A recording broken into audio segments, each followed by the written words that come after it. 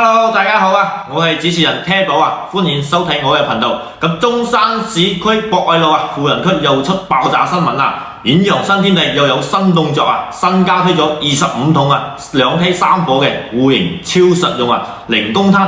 呢次大家出手慢，又係賣晒啦，同上次加推咁樣，好快就冇噶啦。嗱，琴日呢，我都帶客戶去現場睇咗下，呢個戶型真係犀利啊！142方7米嘅大橫廳啊，而且係3位雙套間設計啊。然後呢，2梯3火嘅，咁可以見到呢，示範單位係將陽台封咗，大家睇下，哇！呢個 view 係咪非常正呢？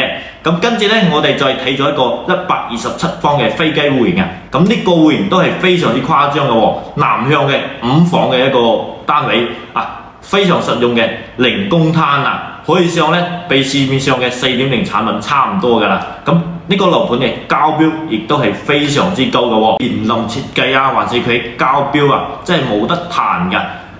主要呢，佢價錢亦都唔係特別貴啊，先賣緊1萬出頭啊！街坊們，呢個樓盤啊，喺5月份啊，係成個博愛路上嘅銷冠樓盤嚟嘅。咁你去睇咗之後呢，講真嘅，真係俾佢一個園林吸引，真係靚啊！